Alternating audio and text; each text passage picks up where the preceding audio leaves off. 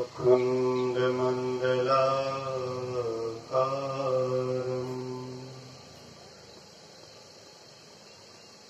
व्याप्तं येन चराचरम्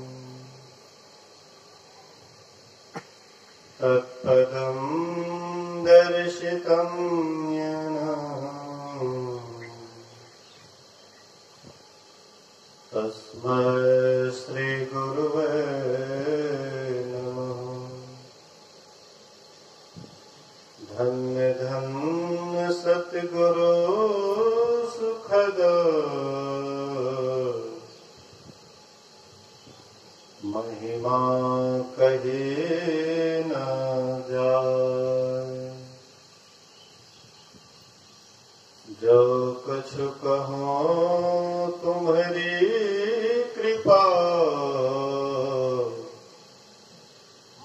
मोते कछु न बसाए। सर्वत्र सर्वदा वर्तमान सद्गुरु महाराज जी के पावन चरणों में कोटि कोटि नमन। उपस्थित गुरुजन, धर्म प्रेमी सत्संगी बंधुओं, पूजनीय माताओं तथा भक्तिमती बहनों,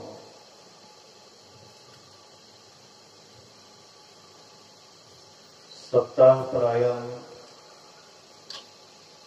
ध्यान एवं संतमत सत्संग का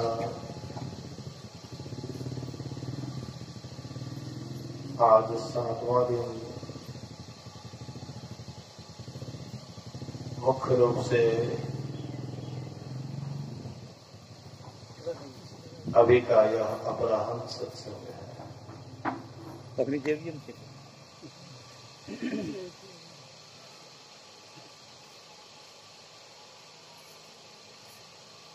अभी हम लोग अंतिम दिन के अंतिम पाली में अंतिम बात को श्रवण कर रहे थे। वह अंतिम बात क्या है? ईश्वर की भक्ति।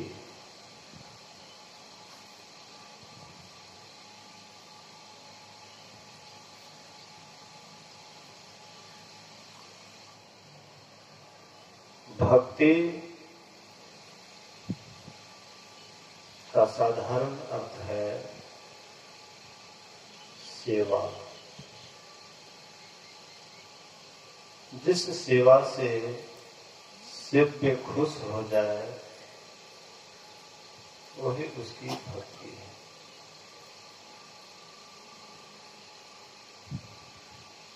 कोई व्यक्ति रोगी है, आप उसका दवा दारू करा देते हैं, या उसकी सेवा है। कोई आदमी प्यासे है, उसको आप पानी पिला दिए, यह उसकी सेवा है। कोई भूखे व्यक्ति है, उसको आप भोजन करा देते हैं, यह उसकी सेवा है। लेकिन परमात्मा को क्या चाहिए? परमात्मा किस सेवा से प्रसन्न होते हैं, खुश होते हैं? संसारिक लोगों को संसार की चीज दे दीजिए, संसार के लोग खुश हो जाएंगे। लेकिन परमात्मा के सामने में संसार की वस्तु तुच्छ से भी तुच्छ है। इसलिए उनको क्या देकर के खुश करेंगे? किससे परमात्मा खुश होते हैं? तो असल में कहा जाए तो परमात्मा चाहते क्या है? ऐसे तो परमात्मा के अंदर कोई चाह नहीं है, वे अचाह है। लेकिन अगर वे चाहते हैं तो हम आपको चाहते हैं। यह जीव पीर से मिल जाए, यही उनकी चाह है। तो हम आप कैसे उनसे मिलेंगे, अभी आप पाठ के क्रम में सुन रहे थे।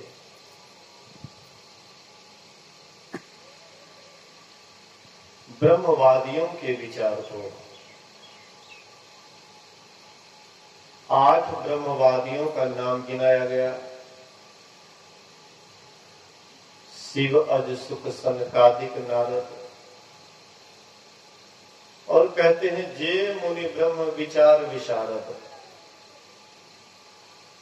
शिव अर्थात भगवान शंकर, अज ब्रह्मा जी, सुख सुखदेव मुनि, नारद सनकादि ऋषि। ये 8 महापुरुषों के नाम को आप लोग सुन रहे थे। कहते और भी जो ब्रह्म विचार में प्रवीण है, सबका यही मत है, सबका यही विचार है कि राम के चरणों में प्रेम करना चाहिए।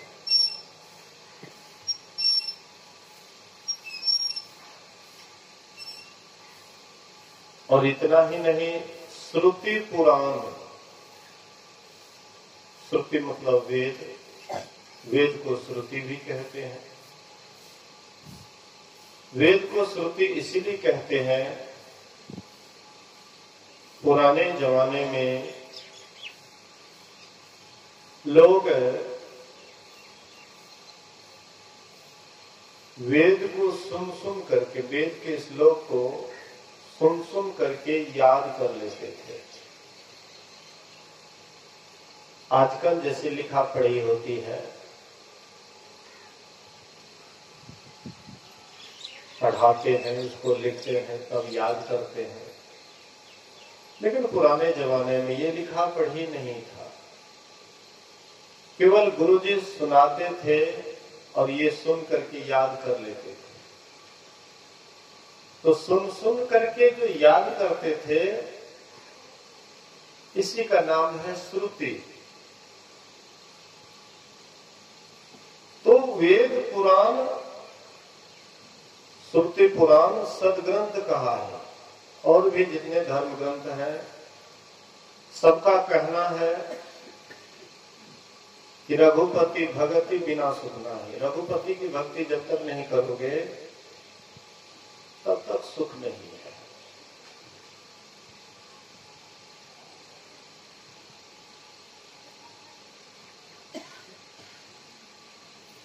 कमठ पीठ जामहि बरुबारा, बंध्या सुत बरु काहू ही मारा। चाहे कछवी के पीठ पर बाल जम आवे, चाहे बांझ का बेटा किसी को मार डाले,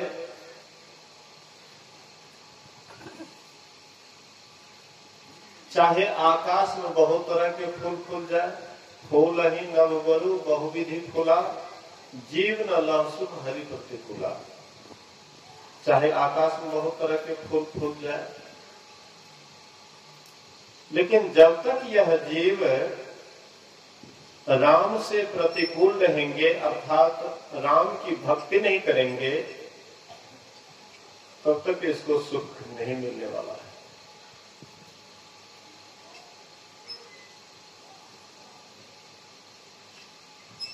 फिर गोस्वामी जी कहते हैं, तृषा जाई बरु मृग जल पाना। मृग तृष्णा का जल पीने से चाहे प्यास दूर हो जाए। बरु जामहि शश शीर्ष विषाना।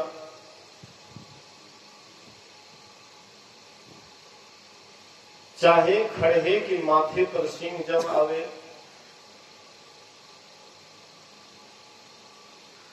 अंधकार बरु रवि ही नसावे। अंधकार भले ही सूर्य को नष्ट कर दे। राम विमुख ना जीव सुख पावे। तो पर भी राम से विमुख रह करके यह जीव सुख नहीं पा सकता। हिमते प्रगट अनल बर होई, विमुख राम सुख पावन कोई। हिमालय से अग्नि प्रकट हो आवे, फिर भी राम से विमुख रहने पर यह जीव कभी सुखी नहीं हो सकता है। बारी मथे घृत होई बरु, सिकता ते बरु तेल। बिनु हरि भजन न भवतरिये, यह सिद्धांत अपेल। कहते हैं बाड़ी मथे घृत होई बरु, पानी को मथने से घी हो जाए। बालू को कोल्हू पर पेड़ने से भले ही तेल निकल आवे, मैं इसको मान सकता हूं, लेकिन जब तक यह जीव राम का भजन नहीं करेंगे तब तक इनको सुख नहीं मिल सकता। सबसे पहले तो हम लोग इस बात को समझने का कोशिश करें कि जिस राम से हम स्नेह करेंगे, जिस राम की हम भक्ति करेंगे, वह कैसा है। क्योंकि जब तक हम वह राम के संबंध में ठीक से नहीं जान लेते हैं, तब तक भक्ति कैसे करेंगे, बड़ा मुश्किल है समझना। तो वह राम कैसा है? गोस्वामी जी लिखते हैं, व्यापक व्याप अखंड अनंता, अखिल अमोघ शक्ति भगवंता। कहते हैं वह व्यापक है, हर जगह वह व्यापक है। व्याप भी वही है और व्यापक भी वही है। गोस्वामी जी विनय पत्रिका में लिखते हैं, अचर चर रूप हरि सर्वगत सर्वदा, बसत इति वासना धूप दीजिए। अचर चर, जो प्राणी चलता नहीं है, अचर जो स्थिर रहता है, जैसे पेड़ पौधे, अस्थावर जितने भी जीव जंतु हैं वे स्थिर रहते हैं। जहां पर पेड़ पैदा होता है वहीं पर स्थिर रहता है। अचर चर जो चलता है।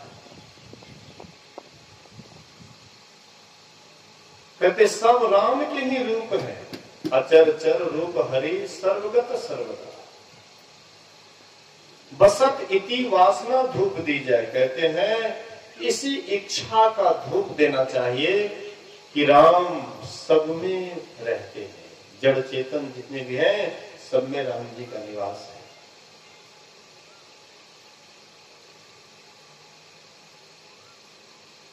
तो वह स्वरूपतः सब में व्यापक है और सबसे न्यारा भी है, कोई जगह उससे खाली नहीं है।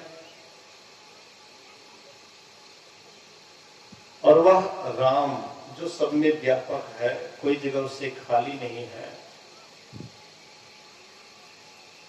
स्वरूप से जान करके और तब हम उनकी भक्ति करेंगे। भक्ति करने की क्या आवश्यकता है? तो हम आप दुखी हैं। अगर हम अपने आप को देखें, यह जीव दुखी है। क्यों दुखी है? ये आवागमन में पड़ा हुआ है। आवागमन सम दुख दूजा है नहीं जग में कोई, इसके निवारण के लिए प्रभु भक्ति करनी चाहिए। कहती है जीव आवागमन में जो पड़ा हुआ है, जन्म मरण के चक्र में पड़ा हुआ है, इसी के निवारण के लिए ईश्वर भक्ति करनी चाहिए। ऐसे मुसलमान लोग पुनर्जन्म को नहीं मानते। मुसलमानों का कहना है जो शरीर छोड़ते हैं उसका फिर पुनर्जन्म नहीं होता है। लेकिन वैदिक शास्त्र में इसका वर्णन है कि यह जीव का पुनर्जन्म होता है। अगर पुनर्जन्म नहीं होता तो हम आपके पास में अलग अलग संस्कार नहीं होता। जितने भी हम मनुष्य देखते हैं सबके अंदर कुछ न कुछ भिन्न संस्कार है, कुछ न कुछ अंतर है। इससे स्पष्ट होता है कि कौन कहां से आया है। जो जहां से आया है वहां से कुछ न कुछ संस्कार लेकर के साथ में आया है। हम आप किसी पर आजिज हो जाते हैं तो हम आप कहते रे कुत्ता कहीं का, रे गधा कहीं का, रे बैल कहीं का। ऐसा क्यों संबोधन करते हैं? उसके अंदर मनुष्य वाला लक्षण की कमी होने के कारण और जीव जंतुओं का लक्षण होने के कारण आप उसको संबोधित करते हैं। नहीं तो क्यों कहेंगे ऐसी, इस तरह का अपशब्द क्यों किसी को कहेंगे? स्पष्ट, इससे स्पष्ट होता है कि हम आप कहीं से आए हैं और जहां से भी हम आप आए हैं वहां का संस्कार लेकर के आए हैं। इसलिए इस शरीर में भी वह संस्कार बुझाता है।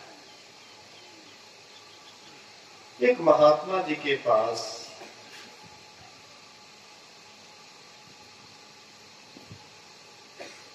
एक कुतिया थी, पालतू कुतिया। महात्मा जी उसको बड़ा प्रेम प्यार से पाले पोसे थे। संजोग से वह कुतिया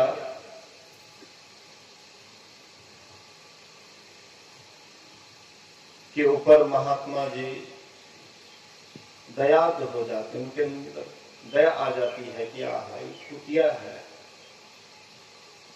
इधर उधर जाती है, मार लगता है, डंडा लगता है, क्यों नहीं इनको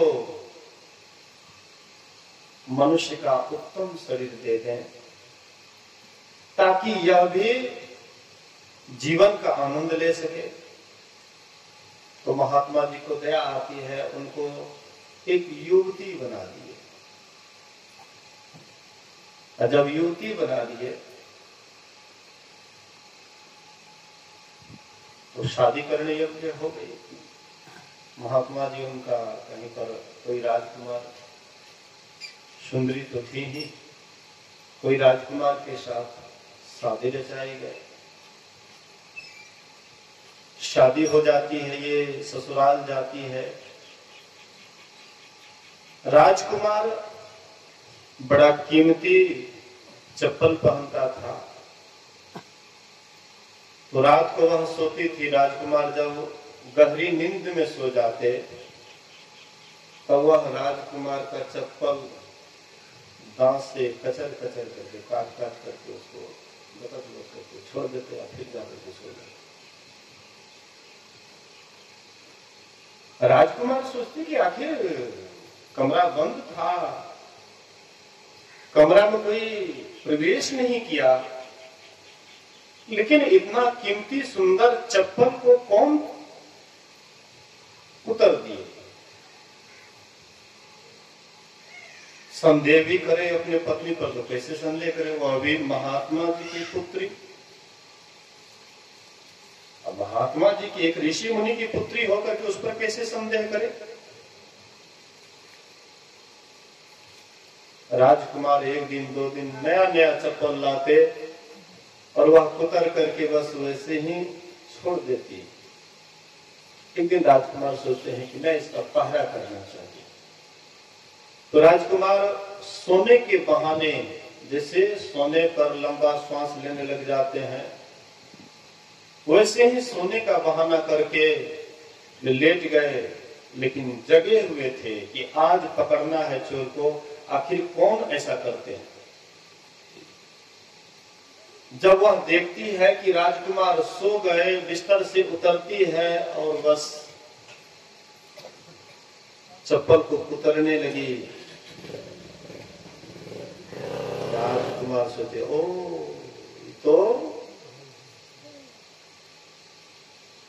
कहीं और आदमी कैसे आएंगे? कुत्ता बिल्ली भी घर में नहीं आ सकते हैं, कमरा तो लगा हुआ है। और यही ऐसा हरकत करती थी। राजकुमार ले गए महात्मा जी के पास, कहते हैं बाबा किनके साथ आप हमको ब्याह दिए? मैं कितना ही सुंदर कीमती चप्पल लाता हूं, लेकिन ये तो रात में सोने देती है, कुतर देती है। महात्मा जी सोचे, महात्मा जी बोले कि देखो ये असल में कुतिया थी, लेकिन मेरे अंदर दया आ गई। मैंने देखा कि लोग इसको मारते हैं, पीटते हैं, इसलिए मैं दयावश इनको मनुष्य का शरीर दे दिया, एक युवती का शरीर दे दिया। लेकिन संस्कार तो मैं नहीं बदल सकता। शरीर तो हमने बदल दिया, संस्कार लेकिन मैं नहीं बदल सकता। लेकिन उसका पुराना जो संस्कार था, कुतिया वाला संस्कार, वह इस शरीर में भी फलित हो गया। इसलिए ये इसके लायक नहीं है, इसलिए तुम छोड़ दो इसको। फिर महात्मा जी कुतिया का कुतिये फिर बना। हम आप इसको कहानी ना समझें, हम आप भी सचेत हो जाएं कि हम कहां से आए हैं और हम लोगों का संस्कार कैसा है। संस्कार कैसा है, कहां से आए हैं। कुछ ऐसे संस्कार वाले व्यक्ति होते हैं, आप लाख समझाइए कि ऐसा भोजन मत करो, ऐसा चीज मत पियो, ऐसा मत खाओ, लेकिन वो नहीं मानेंगे। वो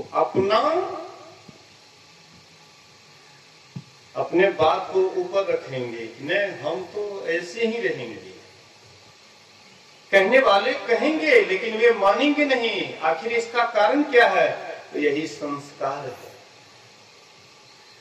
लाख गार्जियन समझाते रहते लेकिन वे अपना जिद नहीं छोड़ते हैं, क्योंकि किस शरीर से वे आए हैं, कौन सा संस्कार लेकर के आए हैं। मनुष्य शरीर में आए हैं, लेकिन किधर से आए हैं, किधर से उसका ट्रांसफर हुआ है, इसका तो कोई निश्चित नहीं है। लेकिन जो जहां से ट्रांसफर होकर के आया है और मनुष्य शरीर में आ करके अगर संस्कार नहीं बदल पाया, साधु महात्मा तो वही प्रयास करते हैं संस्कार बदलने का, किसी तरह से संस्कार में परिवर्तन हो जाए। लेकिन जब कहने के बावजूद भी जिसका संस्कार नहीं बदलता है, तो समझ जाइए उसका ट्रांसफर फिर उधरे होने वाला है जिधर से आया है। कोई मांस मछली खाता है, लाख समझाइए नहीं मानेंगे, मांस मछली खेबे करेंगे, तो फिर वह उसका शरीर छूटेगा। और आप तो जीते जी साधु महात्मा की बात को नहीं माने, मांस मछली नहीं छोड़े, तो फिर आपका मांसाहारी जीव में ही ट्रांसफर होने वाला है निश्चित। इसको कोई रोक नहीं सकता।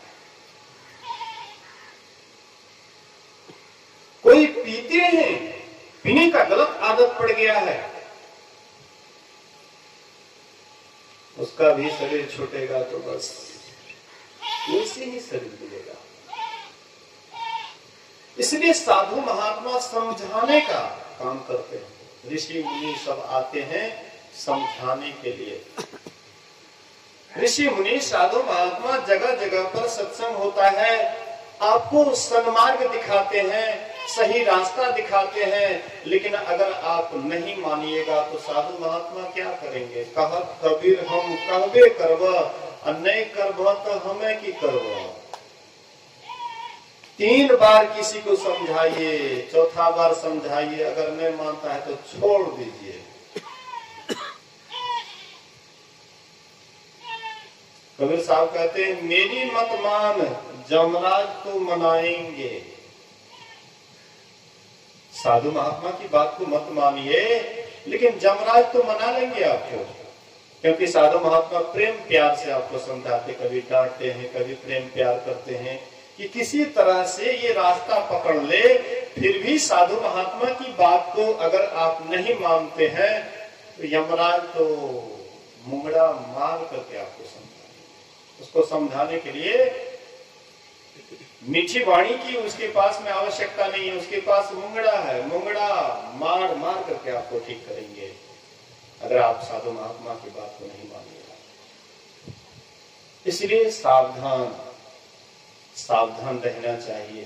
तो मेरी कहने का ये आशय है कि हम आप दुखी आवागमन में पड़े हुए हैं, इसलिए दुखी हैं। सबके अंदर में सुख की कामना है, सुख की इच्छा है, बच्चा से लेकर के बुढ़ापे तक सबके अंदर में सुख की कामना है। हाँ, अपने समझ के मुताबिक भले ही बच्चा वाला सुख को पसंद करता है।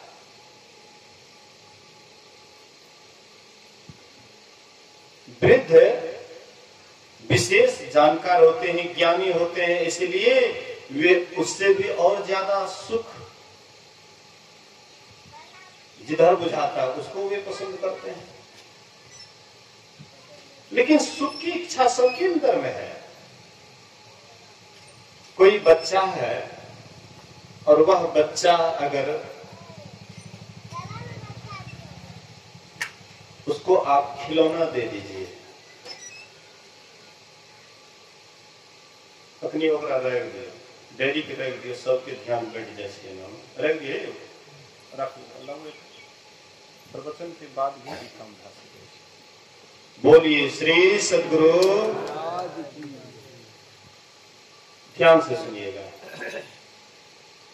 क्योंकि मैं स्तुति विनती के पाठ के बाद मैं ही बोलने लगा, इसका भी कुछ अभिप्राय है, कारण है। अंतिम सत्संग है, भजन भी होगा और सवेरे सत्संग समाप्त भी होगा, और मुझे भी यहां से लंबा सफर करना है। तो मैं आप लोगों को कह रहा था कि अपने अपने समझ के मुताबिक सुख सब चाहते हैं, समझदारी के मुताबिक। बच्चा है, उसको खिलौना दे दीजिए, उसको खिलौने में बड़ा आनंद हो जाता है। खिलौना उनसे छीन लीजिए और उसको सोना का ढेला दे दीजिए, तो बच्चा खुश हो जाएंगे कि हमको 50-100 रुपया का खिलौना छीन करके 10-20 हजार का 25-50 हजार का ढेला दे दिया सोना का, खुश हो जाएंगे। क्योंकि बच्चा खिलौना वाला सुख को ही जानता है, सोने वाला, सोना चांदी वाला सुख को नहीं जानता है। उसको उसी में खुशी है। अब थोड़ा उससे सयाना हो गया, वह भी सुख ढूंढता है अपने समझ के मुताबिक। उसके मन में होता है कि पढ़ेंगे लिखेंगे तो बनेंगे होशियार, और खेलेंगे धूपेंगे तो बनेंगे खराब। पढ़ेंगे लिखेंगे होशियार बनेंगे, नौकरी चाकरी करेंगे, पैसे उसे कमाएंगे, परिवार सुखी संपन्न रहेगा, 2 पैसा हाथ में रहेगा। इसलिए देखते हैं ना, 2-2 बार सप्ताह सत्संग हो गया यहाँ पर, सप्ताह ध्यान सत्संग 2-2 बार हो गया है। कौन सी? वही ना, 2 पैसा आता है उसी के बल पर। नहीं तो बहुत है गांव में, मान लीजिए उनके पास में उस तरह का आय का सुविधा नहीं है, एक रोज भी वे मुश्किल से करा नहीं पाते हैं। 2019 में एक बार सप्ताह ध्यान कराए, और यह 22 में भी सप्ताह ध्यान हो रहा है। 2 पैसा का आमदनी है, इसीलिए। ऐसे तो पैसा का आय बहुतों के पास होता है, लेकिन सब पैसे का सदुपयोग नहीं कर पाते। इनसे भी ज्यादा पैसे वाले इस गांव में होंगे। कोई जरूरी नहीं है कि अधिक पैसा जिनको होता है वह यह काम करा ही लेंगे, ये भी कोई जरूरी नहीं। कम पैसे वाले भी करा लेते हैं, जिनके अंदर में अधिक श्रद्धा होती है, विश्वास होता है, कम पैसे वाले भी करा लेते हैं।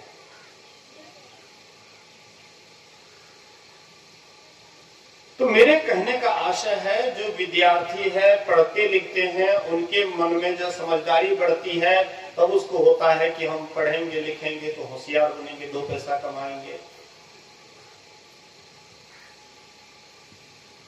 तो उसको पढ़ने लिखने में सुख बुझाता है। एक विद्यार्थी को देखा गया कि कितना ही कष्ट आया, कितना ही दुख आया, यहां तक नौबत आ गया कि घर परिवार का बोझ भी उनके सिर पर आ गया, लेकिन फिर भी वो पढ़ाई को नहीं छोड़े। घर वाले उनको पैसा देना बंद कर दिए, फिर भी अपना किसी विद्यार्थी को ट्यूशन पढ़ा करके या जैसे तैसे पढ़ने वाले विद्यार्थी पढ़ ही लिए। लगन हो जाता है, जिनके अंदर में जिस चीज का लगन लग जाता है तो किसी न किसी विधि से वह आगे बढ़ जाता है। तो जो विद्यार्थी है, विद्यार्थी लाइफ में है, उसको पढ़ने में आनंद हो जाता है, सुख हो जाता है। फिर सयाना होते हैं, नौकरी चाकरी हो जाती है। एक हमारे एक सत्संगी बिहारीगंज तरफ के एक सत्संगी अनिल बाबू उसका नाम है, वे कह रहे थे, बाबा कटिहार में एक आईएएस अफसर जो भारत टॉप आईएएस अफसर हुए,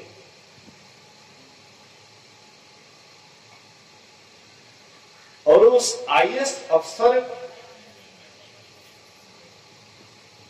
को बहुत लोगों ने उनकी आरती उतारी, उनके माँ बाप की आरती उतारी, उनके परिवार लोगों को फूल चढ़ाए, आरती उतारी की। बहुत मतलब पूरा भारतवर्ष में सबसे 1 नंबर स्थान प्राप्त कर लेना, आईएएस अफसर बन जाना बहुत गर्व की बात है। तो लोगों ने उनका बड़ा आदर सत्कार किया। उन्होंने कहा कि मैं भी उसमें गया था और मैंने उनसे पूछा, अवसर पा करके मैंने पूछा कि कहिए अब तो नौकरी मिल गई है, अब शादी विवाह की?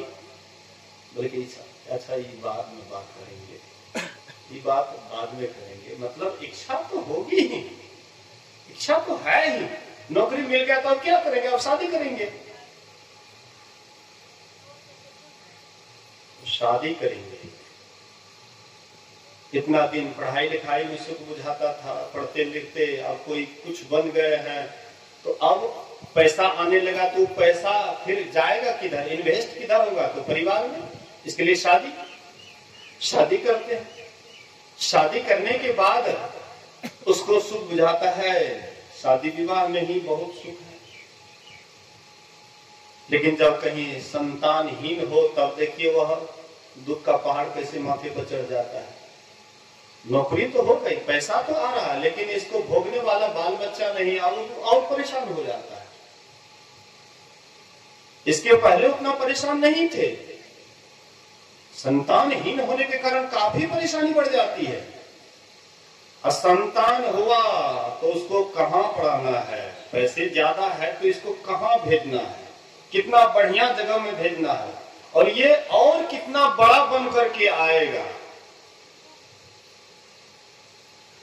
सुख तब उसमें बुझाता है। और इसी तरह से पूरा जीवन आपका बीत जाता है, लेकिन जिस सुख की चाहना भीतर में रहती है, वह चाहना को हम दबा देते हैं। भीतर से एक चाहना होती है, और वह चाहना किस चीज की है? तो अविनाशी सुख की। सुख की चाहना तो है, लेकिन अविनाशी सुख की चाहना है। ऐसा सुख मिले, ऐसा सुख मिले कि जीवन में फिर कभी दुख का मुख नहीं देखना पड़े। ये भीतर, सबके भीतर में, चाहे अमीर हो, गरीब हो, नौकरी करने वाले हो या बिना नौकरी वाले हो, किसान हो, व्यापारी हो, कोई भी व्यक्ति है, सबके अंदर में एक अविनाशी सुख की कामना है, इच्छा है। और हम आप अंतिम में यही बात यहाँ से अंतिम में जब विदा होता है यहाँ से शरीर छोड़ने के वक्त में बस एक ही बात को मन में बैठा लेते हैं कि जिस सुख की चाहना थी वह सुख नहीं है संसार में। हमने देख लिया सब कुछ, नौकरी करके पैसे कमा करके बाल बच्चा का देख रेख करके पढ़ा लिखा करके सबको नौकरी मिल गई, कई मंजिला मकान पर मकान हो गया, लेकिन वह सुख संसार में नहीं मिला। बात बिल्कुल सत्य है। जो सुख संसार में है नहीं वह सुख आप संसार में ढूंढिएगा तो कभी मिलेगा। जो वस्तु जहां नहीं है वहां पर आप ढूंढिएगा तो कैसे मिलेगा। तो आप तो संसार में ही वह अविनाशी सुख ढूंढते हैं, संसार में ही वह अविनाशी सुख को चाहते हैं कि इसी में हमको अविनाशी सुख मिल जाए। धन में, दौलत में, पद में, प्रतिष्ठा में, नौकरी में, व्यापार में आदि में हम सोचते हैं कि इसी में अविनाशी सुख मिलेगा। आज की बात मैं नहीं करता हूं, इतिहास को पढ़िए। पुराने पुराने राजे महाराजे हमारे देश में आए, पहले राजतंत्र था। हमारा देश छोटे छोटे राज्यों में बटा हुआ था और उस समय के राजा लोग भी इस अविनाशी सुख को संसार में काफी ढूंढने का कोशिश किए, लेकिन वे भी बेचारे यहां से खाली ही चले गए। यही इच्छा मन में था कि हमारे पास में ज्यादा हुकूमत हो जाएगा, हम सभी राज्यों पर मेरा अधिकार हो जाएगा, सभी राजा मेरे अधीन हो जाएंगे, मैं सम्राट की पदवी को पालूंगा, शायद मैं उस समय में सुखी हो जाऊंगा। लेकिन वे भी कितना कर कर के अंतिम में यहां से वही कहते हुए गए कि जो मैं सुख ढूंढ रहा था वह सुख नहीं है। कबीर साहब ने बड़ा सुंदर अच्छा उदाहरण दिए। कहते हैं वस्तु कहीं ढूंढे कहीं केही विधि आवे हाथ, अकह कबीर तब पाइए जब भेदी लीजिए साथ। वस्तु है कहीं, हम ढूंढ रहे हैं कहीं। असल में हम ही सुख के राशि हैं, अविनाशी जीव हैं, हम ही सुख के राशि हैं, लेकिन हम अपने आप में कभी रह नहीं पाते। हम अपने आप में नहीं रह पाते, हम तो दूसरे में रहते हैं। हम तो संसार की विषयों में अटके हुए रहते हैं और उसी से इच्छा बना करके रखते हैं कि हमको अविनाशी सुख मिल जाए। भला कैसे मिलेगा। वस्तु कहीं ढूंढे कहीं के विधि आवे हाथ, अकह कबीर तब पाइए जब भेदी लीजिए साथ। भेदी लीन्हा साथ कर दिन ही वस्तु लखाए, अकोटि जन्म का पंथ था पल में पहुंचा जाए। जब भेदी को साथ कर लेते हैं, गुरु महाराज कहते हैं गुरु भेदी का चरण सेव कर भेद भक्त पा लेता है। जो भेदी भक्त हैं, जो इस रहस्य को जानते हैं, जिन्होंने अंतर साधना की है, अंतर अनुभूति की है, परमात्मा के सही रास्ते को जो जानते हैं, उनके चरण को सेव करके भेद भक्त पा लेता है। जो श्रद्धालु भक्त होते हैं उनकी सेवा करके उनसे सारा ज्ञान ले लेते हैं, भेद ले लेते हैं, साधना करके वो भी अंतर में प्रवेश कर जाते हैं, उनको भी अनुभूति होने लग जाती है।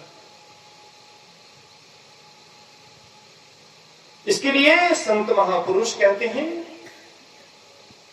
भेदी भक्त से मुलाकात करना पड़ेगा।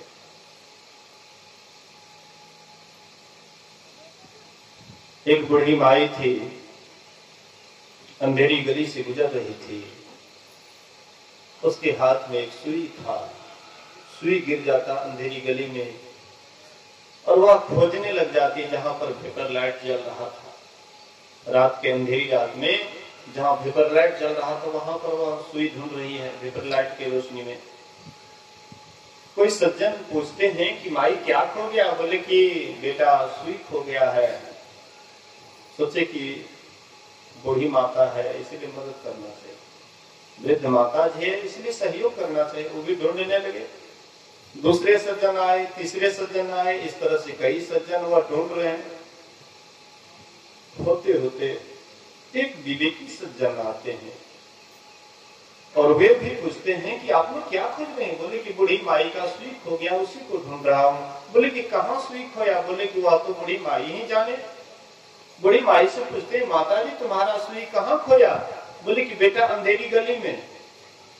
बोले कि वाह माई तू भी गजब करती है, तुम्हारा सुई गिरा अंधेरी गली में, अब तू ढूंढ रही वेपर लाइट के पास, भला कभी भी मिलने वाला है? कभी नहीं मिलेगा। जहां सुई खोया है वहीं पर ढूंढना पड़ेगा। तो वह सज्जन के पास में टार्च था और टार्च की सहायता से जाते हैं और वह गली में सुई ढूंढ करके वह माता जी को दे दी। वही हाल हम लोगों का है। हम लोग वही, जहां पर हम अपने आप को खो गए हैं, गुरु महाराज कहते हैं तू उतरी पड़ियो तम माही पीव निःशब्द में, यही ते पड़ गयो दूर चलो निःशब्द में। अरे तुम निःशब्द के वासी हो, तू निःशब्द से शब्द में आ गया, शब्द से प्रकाश में आ गया और प्रकाश से अभी प्रत्यक्ष में अंधकार में पड़े हुए हो। तो जैसे हम आप आए हैं उसी तरह से फिर रास्ता पकड़ना पड़ेगा।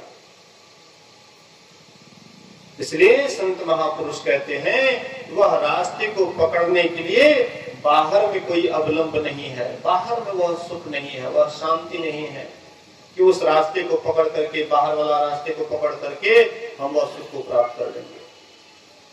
बाहर का रास्ता बाहर ही आपको भटकाएंगे।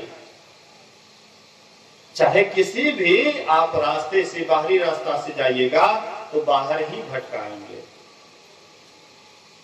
और ये सुख शांति धन दौलत से नहीं खरीदा जा सकता है। इसलिए गुरु महाराज कहते थे कि जो धनहीन है, धनहीन व्यक्ति, गरीब आदमी सोचते हैं कि हमारे पास में धन नहीं है इसीलिए हम दुखी हैं, तो दिन रात वे धन के अभाव में दिन रात जलते रहते हैं। और जो धनी व्यक्ति है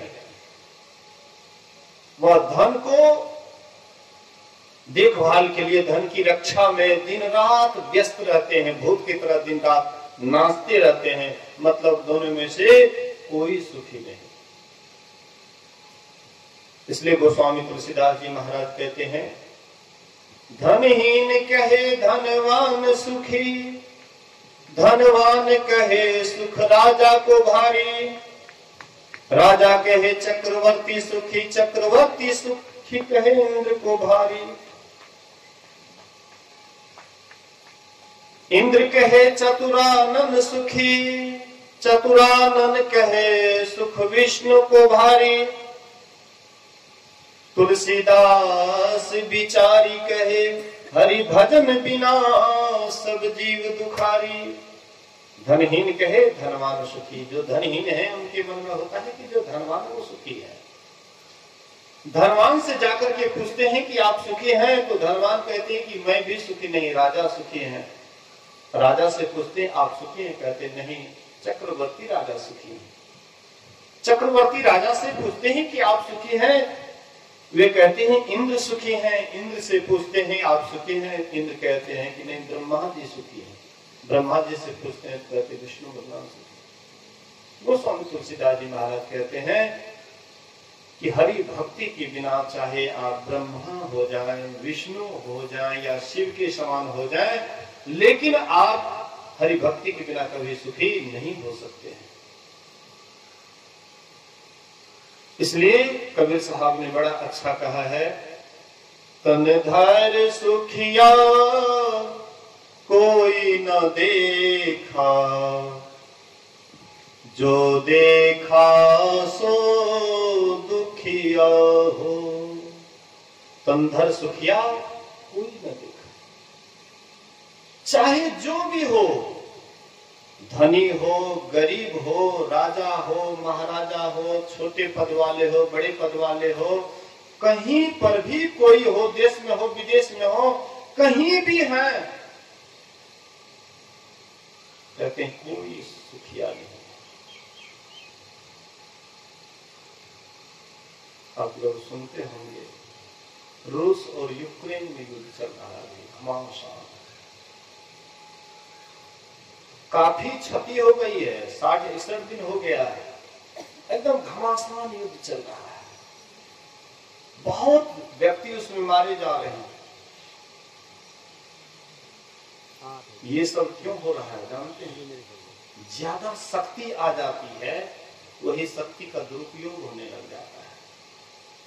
जिनके पास भी शक्ति आता है, शक्ति का संभाल सबके पास नहीं होता है, संयम सबके पास नहीं होता है। शक्ति किसी की रक्षा के लिए होता है।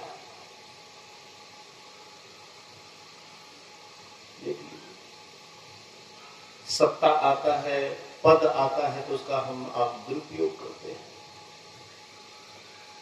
इसलिए गोस्वामी जी कबीर साहब कहते हैं, तन धर सुखिया कोई न देखा, जो देखा सो दुखिया हो। उदय अस्त की बातें कहा तो हो, सबका किया विवेका हो। तन धर सुखिया कोई न देखा, जो देखा सो दुखिया हो। घाटे बाढ़े सब जग दुखिया, क्या गिरही बैरागी हो। सुखदेव आचार्य दुख के डर से, गर्भ से माया त्यागी हो। कबीर साहब कहते हैं, घाटे बाढ़े सब जग दुखिया, क्या गिरही बैरागी हो। सुखदेव आचार्य दुख के डर से, गर्भ से माया त्यागी हो। सुखदेव जी महाराज गर्भे से माया को त्यागे हुए हैं, ना मैं गर्भ से निकलूंगा, ना मुझे माया पछाड़ेगी, इसीलिए हम गर्भे में ठीक। लेकिन कब तक गर्भ में रहेंगे कोई? फिर भी सुनते हैं कि यह माया के डर से सुखदेव जी महाराज 12 वर्ष तक मां के गर्भ में छिपे रहे। व्यासदेव जी महाराज के शिष्यों ने अनुरोध किया कि आप कब तक मां को कष्ट दीजिएगा। प्रायः सभी मां बहनें 8-9 महीने तक, 10 महीने तक कष्ट उठाती है, लेकिन आप 12 वर्ष मां को कष्ट दे दिए, अब कितना दिन तक कष्ट दीजिएगा? अब तो कम से कम बाहर निकलिए। सुखदेव मुनि जैसे बाहर निकलते हैं तो सीधे जंगल की ओर राह ले लेते हैं। व्यासदेव जी महाराज कहते, बेटा बेटा बेटा रुक जाओ बेटा, कहाँ जा रहे हो? अरे जैसे मैं बाल बच्चे के साथ रहता हूँ, घर परिवार में रहता हूँ, तुम भी रहो और ईश्वर की भक्ति तुम भी करो जैसे मैं करता हूँ। सुखदेव मुनि कहते हैं कि पिताजी आपने बिल्कुल ठीक कहा, लेकिन मैं एक कहानी कहता हूं, इसको सुनिए। सुखदेव जी महाराज देखिए गर्भ से निकले और ज्ञान की बात, ज्ञानी थे, ज्ञान की बात तभी से करने लग जाते हैं। कहते पिताजी मैं एक कहानी कहता हूं, ध्यान से सुनिए।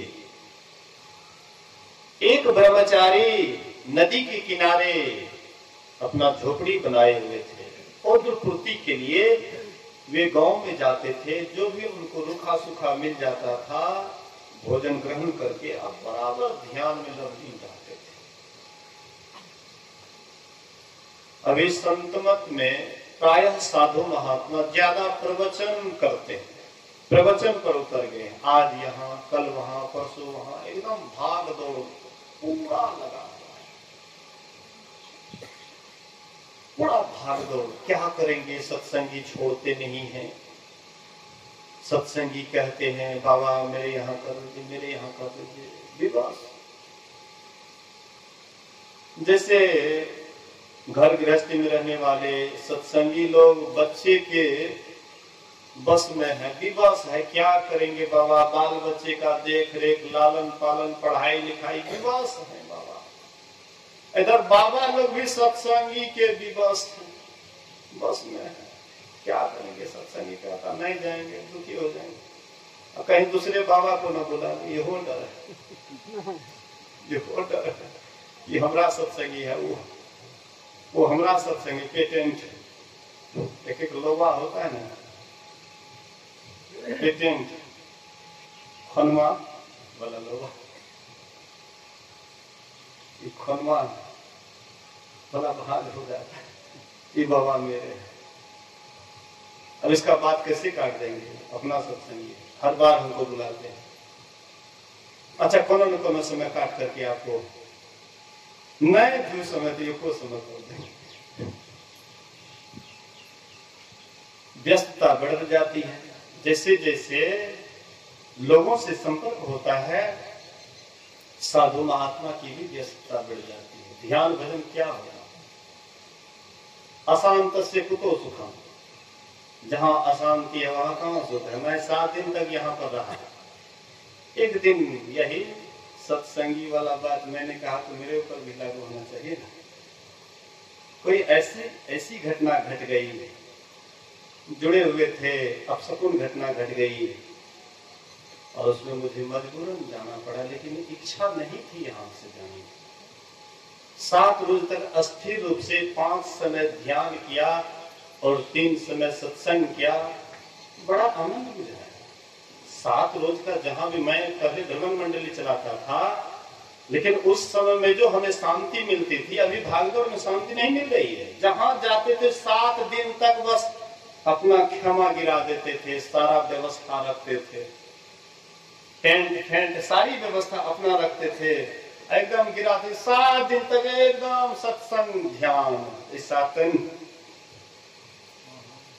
पट्टी में भी हमारे मंत्री महोदय उसमें यहाँ तक आया था, बड़ा आनंद आता था। 7 दिन तक एक जगह अस्थायी रह करके ध्यान करना। और कुछ जगदानंद बाबा अभी तक महसूस करते हैं कि जो प्रगति आपके वहां भ्रमण मंडली में साधना में मुझे प्रगति मिली, मुझे अभी तक उस तरह का प्रगति नहीं मिल रही है, क्योंकि वहां पर अनुकूल सब कुछ था। 7 दिन तक एक जगह रहते थे, अभी तक मुझे महसूस करते हैं। और प्रायः मैं ध्यानी महात्मा का हृदय से आदर करता हूं, चाहे वह प्रवचन करने के लिए उनको आता हो या नहीं आता हो, लेकिन जो मैं ध्यानी महात्मा को देखता हूं उसको मुझे हृदय से प्रेम हो जाता है। मैं उनको प्रयास करता हूं अपने सिर पर रखने के लिए, ध्यानी महात्मा को अपने सिर पर रखूं, उनको कोई कष्ट ना हो, ऐसा मैं भरसक प्रयास करता हूं। तो मेरे कहने का आशय, भाग दौड़ में जितना ही भाग दौड़ बढ़ता है उतनी अशांति बढ़ती है, उतना आपका अमन चैन छीना जाता है।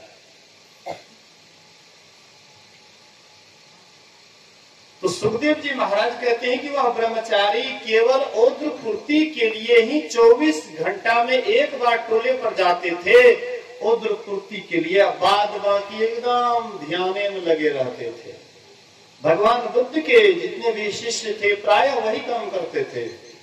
24 घंटा में एक बार जाते थे टोले पर, भिक्षाटन मांग करके जो भी मिला, रूखा सूखा जो भी मिला वह ग्रहण कर लेते थे, एकदम ध्यान करते रहते थे। 23 घंटा, 1 घंटा निकालते थे खाली उद्र पूर्ति के लिए, पेट भरने के लिए, बाद बाकी ध्यान में ही मस्त रहते थे।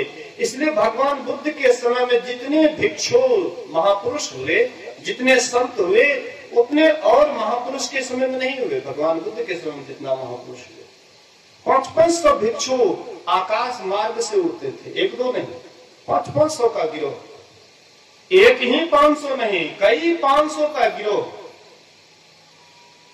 एक बार तो 500 चोर भिक्षु हो गया, और उस उसको भगवान बुद्ध जब उपदेश दिए तो 5500 भिक्षु एक अरहत को प्राप्त कर लिए, मोक्ष को पा लिए। 5500 चोर भिक्षु बन गए। इतना प्रभाव, क्योंकि भिक्षु लोग इतना ध्यान करते थे, इतना ध्यान करते थे, उनकी इंद्रियां इतना सद जाती थी कि जिनको जो बात कह देते थे शायद वे मानने के लिए एकदम तैयार रहते थे। लेकिन हम आप प्रवचन तो करते हैं लेकिन छाप कोई खास नहीं पड़ता है।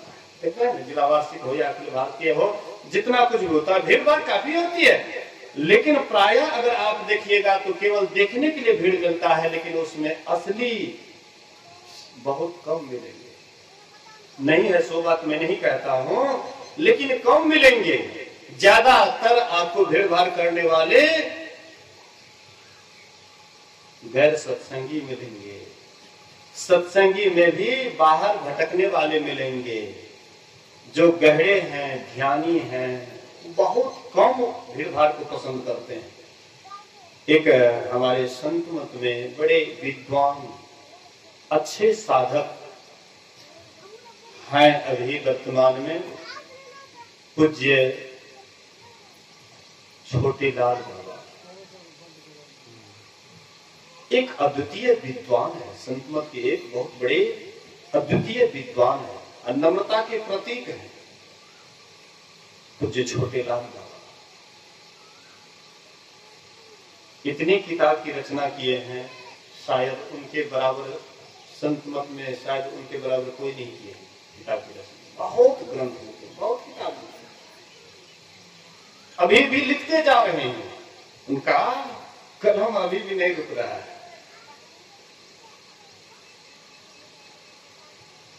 तो मेरे कहने का ये आशय है कि जो जितना सिमट करके रहते हैं, शांत रहते हैं, स्थिर रहते हैं, वे उतना ही अंतर मार्ग में प्रशस्त हो पाते हैं। वे ब्रह्मचारी भी केवल औतक पूर्ति के लिए टोले पर जाते थे, बाद बाकी ध्यान साधना में दिन रात लगे रहते थे। एक दिन वे चले गए उल्टा नारी के यहाँ। उल्टा किसको कहते? जो पति के उल्टा चले, जो पति की बात को नहीं माने, बात बात में विपरीत चलने वाली को, आचार व्यवहार से गिरी हुई को उल्टा नारी कहते हैं। उसके पास ब्रह्मचारी पहुंच गए। ब्रह्मचारी तो आखिर ब्रह्मचारी ही ठहरा, शरीर से सुंदरता झलक रहा था। उनके चेहरे को देख करके, उनके ललाट को देख करके वह उल्टा नारी मोहित हो जाती है और कहती, बाबा कल भी मेरे ही यहाँ आइएगा भिक्षा के लिए। तो बाबा को तो कहीं उदरपूर्ति करना है। दूसरे रोज भी गए बाबा, तीसरे रोज भी जाते हैं, चौथे रोज जाते हैं। बच्चे लोगों को सिखा दिए, जैसे बाबा आए तो लोग हल्ला गुल्ला करना, धूल उड़ाना। चौथे रोज जब बाबा आए तो बच्चे लोग हल्ला गुल्ला करने लगे, धूल उड़ाने लगे। बोले बाबा चलिए ऊपर। बच्चे लोग हल्ला करते, धूल गद्दा उड़ाते हैं। बाबा ऊपर चले गए। अब वह कमरा में ले जाती है और कमरा बंद कर देती है। ब्रह्मचारी का ब्रह्मचर्य व्रत भंग करना चाहती है। अब तो वह ब्रह्मचारी परमात्मा से प्रार्थना करते, हे परमात्मा आज तक अपने व्रत में मैं अटल रहा, लेकिन आज मेरा व्रत टलने वाला है, अब तुम ही आकर के रक्षा करो। तो प्रेम के पुकार को तो परमात्मा जरूर सुनते हैं। द्रौपदी को भरी सभा में लाया गया, दुशासन जबरदस्ती, और उस समय में द्रौपदी को नग्न करने का प्रयास दुशासन करते हैं। दुशासन के हाथ में 10,000 हाथी का बल, इसलिए एक बार में 52 गज साड़ी खींचते थे। तो द्रौपदी सोची कि पहले वह सोचती है कि हमारे पति हैं यहाँ पर एक सूरवीर, उनके रहते हुए भला दुर्योधन दुशासन का क्या चल सकता है। इसलिए पति की तरफ देखती है, पति अपने सिर को नीचे कर लिए। वहां पर अखंड बाल ब्रह्मचारी भीष्म पितामह थे, उनके तरफ देखे, वो भी अपने सिर को नीचे कर लिए। कृपाचार्य, द्रोणाचार्य, सबके सब अपने सिर को नीचे कर लिए। अब देखती है कि अब संसार में कोई सहारा नहीं है, तो अंत में वह पुकारती है, आज मेरी लाज हरी, आज मेरी लाज हरी, आए के बचाइए, आज मेरी लाज हरी, आए के बचाइए। पति हमारे सूरवीर, धर्म हेतु धरे धीर, खींच रही चीर मेरी आय के छुड़ाए, आज मेरी लाज हरी आय के बचाए। कौरवों के सभा बीच जुड़े सब लोग नीच, कौरवों के सभा बीच जुड़े सब लोग नीच, खींच रही चीर मेरी आय के बचाइए, आज मेरी लाज हरी आय के बचाए। करुणा की पुकार लगाती है। भगवान कैसी रक्षा किए वह जान नहीं पाई। दुशासन एक बार में 52 गज साड़ी खींचते थे, साड़ी का पहाड़ लग गया लेकिन नग्न नहीं कर पाया। किसी कवि ने कहा साड़ी बिच नारी है कि नारी बिच साड़ी है। साड़ी में की नारी है, नारी में की साड़ी है, पता नहीं है। तो करुणा के पुकार को प्रभु परमात्मा सुनते हैं। ब्रह्मचारी पुकार लगाए, संजोग से उनके पतिदेव कहीं बाहर निकले थे, गाड़ी नहीं मिलने के कारण वह लौट करके आए, दरवाजा खटखटाए। वह उल्टा नारी सोचती है अब तो पति आ गया, अब क्या करेंगे। वह ब्रह्मचारी को लैट्रिन वाला होदा में धकेल देती है। दूसरी रोज सुबह में मेहतर आए लैट्रिन होदा साफ करने के लिए, देखते हैं सिर दिखाई पड़ा, उसको ले गए, तेल साबुन से स्नान कराए, किसी अच्छे वैद्यराज के पास भर्ती किए। परमात्मा की कृपा हुई, फिर होश आ गया। ऐसा होता है, बहुत ऐसा देखने को मिला है। एक नेपाल साइड में पति पत्नी में कुछ अनबन हो गया, तो पति सोने दिए, सोने के क्रम में सो जाती है तो उसको क्या किए, पटिया सहित बोरा में कस दिए, फिर दूसरे बोरा में कस दिए, मुंह पर मुंह बांध दिया, ले जा करके वहां 52 फाटक करते हो वहीं पर ले जा करके बस कोसी में गिरा दिया। और वह बोरा में हर तरह से पैक ले, और उसमें भसते भसते लगभग कई किलोमीटर आगे बढ़ गए। और वहां पर कोसी नदी के किनारे कोई सज्जन शौच कर रहे थे, तो उसको कुहरने का आवाज आया, तो हाथ धो करके बढ़िया से गौर से सुनते हैं तो लगा कुहरने का आवाज, तो देखा कि कुछ बहते हुए आ रहा है, तो उसको उठा करके धता पर लाए, आप खोलते हैं तो बिल्कुल जीवित। तो जिसको ईश्वर बचाने वाले हैं उसको कोई मारने वाला नहीं है। राखन वाला साइया तो मार सके ना कोई, अब बाल न बाका कर सके, जो जग बैरी होए। लेकिन जो परमात्मा पर न्यौछावर कर देते हैं तो परमात्मा किसी न किसी विधि से उसकी रक्षा करते हैं। तो सुखदेव मुनि ये कहानी अपने पिता से कह रहे थे, बोले कि पिताजी क्या वह ब्रह्मचारी जो लैट्रिन हौदा में रात भर 12 घंटे तक पड़ा रहा, क्या वो फिर जाएंगे वह उल्टा नारी के यहाँ उद्रपूर्ति के लिए, पेट भरने के लिए? बोले कि बेटा नहीं, कभी नहीं। बोले पिताजी उसी लैट्रिन वाला हौदा में तो मैं भी था, 9-10 महीना हम लोग कहाँ थे, वही माँ के गर्भ में, वही लैट्रिन पेशाब वाला हौदा में पड़े हुए थे।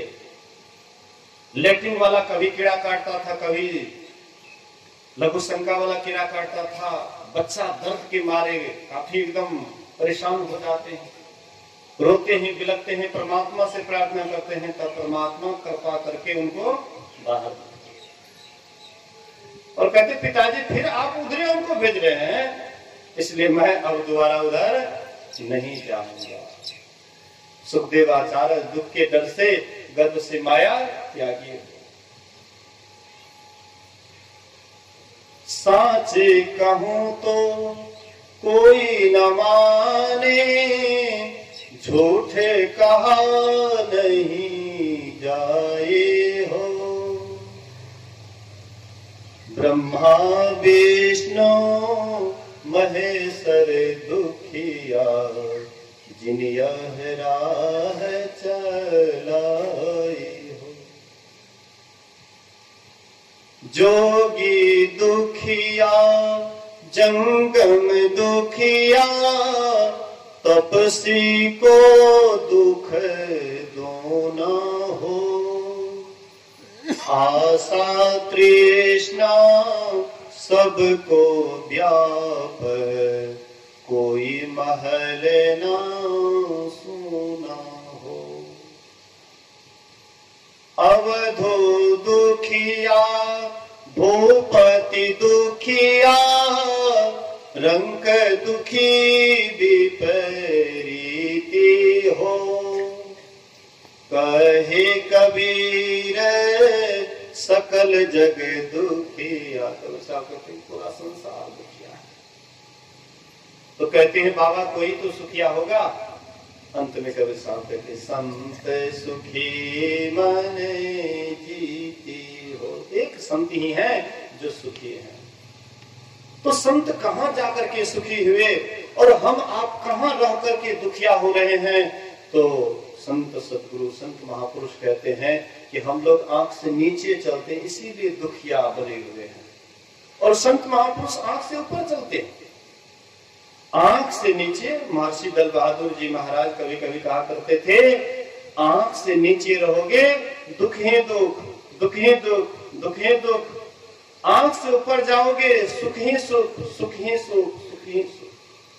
मतलब आप सुखी होना चाहते हैं, हम आप सुखी होना चाहते हैं, तो पिंड को त्याग करके ब्रह्मांड में जाना होगा। गुरु महाराज कहते तजो पिंड चढ़े जाओ ब्रह्मांड वीर हो, पेलो सुषमन दृष्टि शिस्ति जाओ तीर हो। बिंदु नाद अगुवाई तुम्हें ले जाएंगे, अरे हारे में ही ज्योति सहनाद की सैर तुम्हें दिखाएंगे। ज्योति सहनाद की सैर झकाझक झांकिए, तिलडिग जुगनू ज्योति टकाटक ताकिए। होत बिज्जू उजियार नजर थिर ना रहे, अरे हारे में ही सूरत कांपती रहे, ज्योति दृढ़ क्यों रहे। तब क्या करना पड़ेगा? तो दृष्टि योग अभ्यास अति ही करत कपनी सहजे छोटे प्रोढ़ होवे सूरत। तिल दरवाजा टूटे नजर के जोर से, अरे हारे में ही लगे टकटकी खूब जोर बर जोर से। खूब एक टक वहां पर टकटकी लगा करके देखना पड़ता है। लेकिन अफसोस है यह काम को जो हर तरह से न्यूट्रल है, जिसके अंदर में संसार की कोई वासना नहीं है, कोई इच्छा नहीं है, जिसके अंदर में विषय की कामना अभी प्रारंभ नहीं हुआ है, वह अगर इस काम को करे तो बहुत जल्दी सफलता प्राप्त कर लेते हैं। लेकिन ऐसे का इधर ख्याल ही नहीं जाता है। जो ऐसे न्यूट्रल है उनका इधर ख्याल ही नहीं जाता। आजकल टीवी सिटी में लोग इतना उलझ गए हैं कि साधु महात्मा कहते भी हैं तो सुन करके भी अनसुनी कर देते हैं, इधर ध्यान ही नहीं देते हैं।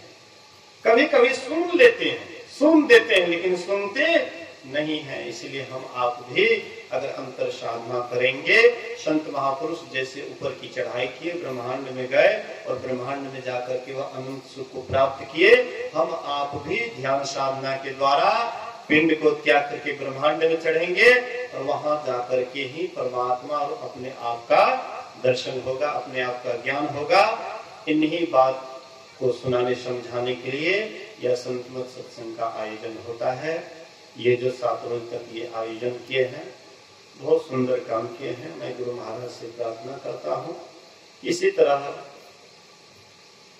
बूढ़ी माता जी जो है ना, ये तो मत सुनिए।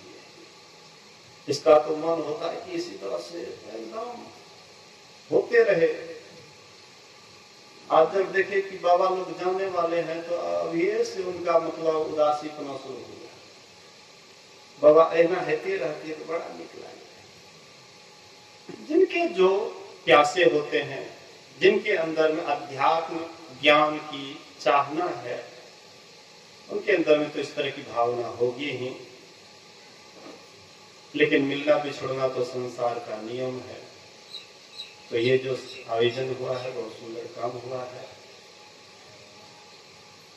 तो मैं गुरु महाराज से प्रार्थना करता हूँ पूरे परिवार के सदस्य के अंदर में इस तरह की भावना, माता जी की भावना जैसे पवित्र भावना है, एक एक परिवार के अंदर में यह पवित्र भावना हो, ऐसी गुरु महाराज कृपा करें।